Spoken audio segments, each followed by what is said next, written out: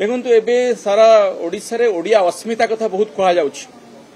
ओडिया अस्मितार सुरक्षा पाई राजनीति रे से गोटे परिचित शब्द हो जाइछि। बर्तमान सबु राजनीतिक दल ताकू व्यवहार करूछु, किंतु वास्तव क्षेत्र रे ओडिया अस्मिता आज भुलुंठित होउछि, पददलित होउछि। आज जो मु प्रसंग उठेली विधानसभा रे से जदि कहा जिवो ओडिया अस्मितार प्रथम प्रतीक होउछि कलिंग पुरस्कार। कलिंग यूनेस्को पुरस्कार यूनेस्को को 1952 मसीह प्रभात पुरुष बिजू पट्टनायक जो कलिंग फाउंडेशन ट्रस्ट तैयारी करथिले तार से प्रतिष्ठाता अध्यक्ष थिले एवं से समय रे कलिंग पुरस्कार प्रचलन करिवा पई यूनेस्को को अर्थदान करथिले। सेही अर्थ रे प्रथम करी भारत वर्ष रे गोटे अंतर्जातिक पुरस्कार विज्ञान क्षेत्र रे दिया जाउथला, आज पर्यंत दिया जाउछि।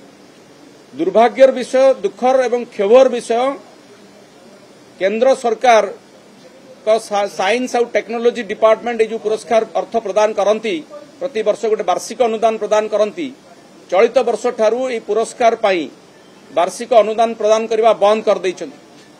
जा फल रे भारत वर्षर प्रथम अंतर्जातिक पुरस्कार कलिंग यूनेस्को पुरस्कार बंद होबाकू बसिछि। ये दुर्भाग्यर विषय। बिजू बाबू जो आरंभ करथिले परवर्ती समय ये अंतर्जातिक पुरस्कार रे बहुत बड़ बड़ लोक पाइथिले, जो माने कि नोबेल पुरस्कार मध्य पाइछन्ति। बर्ट्रांड रसेल पाइछन्ति, आर्थर सी क्लार्क पाइछन्ति। एमती केते देश विदेशर विज्ञान क्षेत्र रे बड़ बड़ हस्ती माने ए पुरस्कार नवा पई भारत वर्ष को आसुथिले एवं जो पुरस्कार अर्थ राशि रे से माने विभिन्न क्षेत्र रे सेमिनार आयोजन करा जाउतला। विभिन्न विश्वविद्यालय छात्र छात्री मान सहित संस्था मान सहित आलोचना करा जाउतला। विज्ञान क्षेत्र रे वैज्ञानिक मान आलोचना करुथिले, पुरस्कार पाइबा जो विनर मान आसुथिले इंटरैक्शन करुथिले, किंतु ता आज बंद होबाकू बसछि।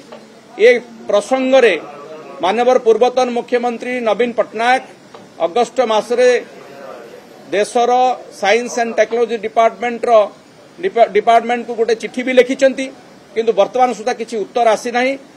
जहां आशंका करा जाउछि भारत सरकार ए पुरस्कार को जहाँ कि कलिंग पुरस्कार ओडिशार अस्मिता जड़ित अच्छी ताकू बंद करदेवा चक्रांत करुछन्ति, षड्यंत्र करुछन्ति।